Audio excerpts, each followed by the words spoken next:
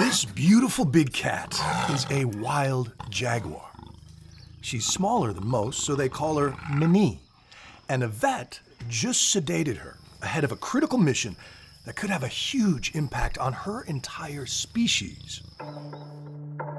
The first couple times you went through this process, it must have been exhilarating. It's exhilarating still, but so many things can go wrong.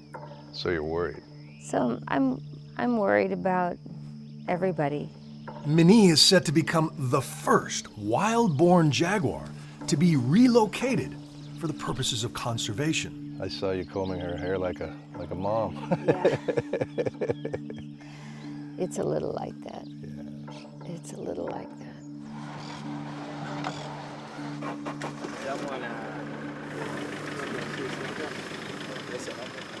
Christine Tompkins used to be the CEO of the apparel brand Patagonia. She is now an icon of species conservation and earth repair. Along with her late husband Doug, founder of The North Face, the couple was so inspired by the success of the U.S. National Park System that they wanted to replicate it in South America. Fueled by a burning desire to protect the Patagonian wilderness from the ravages of cattle ranches and soy plantations, they purchased 2 million acres in Chile and Argentina. But that didn't feel right, so they decided to give it all away in the largest private land donation in history. Crazy though it may have seemed to them then, we were doing what we were saying. That spurred investment from the governments of Chile and Argentina to create a much larger series of parks, but many of the animals were already gone.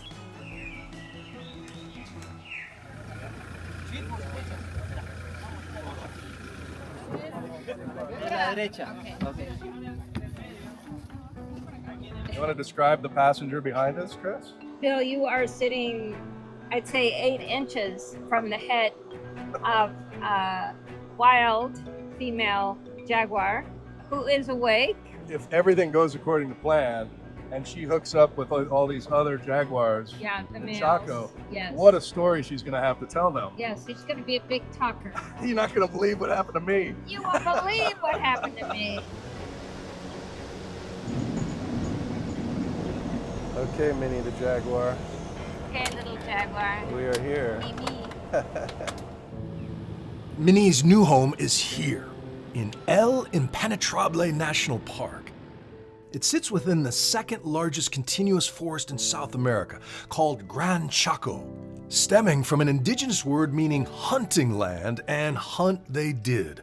Over centuries here, ranchers hunted the big cats until they were nowhere to be found. But then in 2019, hope. A park ranger discovered the tracks of a solitary male jaguar, and then a second one a little later on. The only problem, no females to mate with, meaning these lone males might have been the last ones left. The stories around jaguars, is it changing? Do you still have ranchers who resent you for this? Not in Corrientes and not, that was a big thing for us. We were so prepared. Remember, it took us, I think, 8 years to actually release a jaguar. Because of the politics?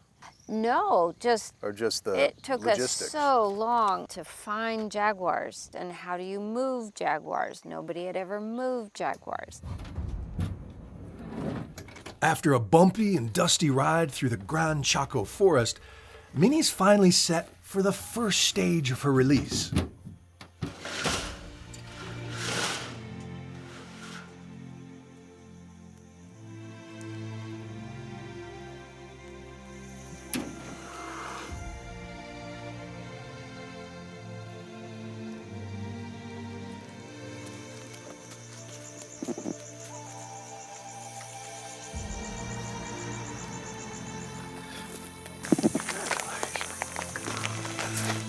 She spends 5 months in this enclosure adjusting to the drier forests of El Impenetrable. Now, with regulatory approval cleared, she's free. But no pressure, Minnie.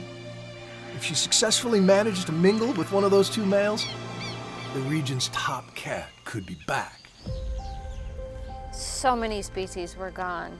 And now, I can honestly say this, they're back. And they're thriving. I mean, we're really proud of what we're doing, and we're not going to stop it, but we need to be looking at a continental scale.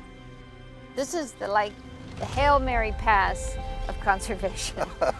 And that's how I see it. Yeah. And I'm 74, so I'm not going to see the end of this. But I'm happy about that.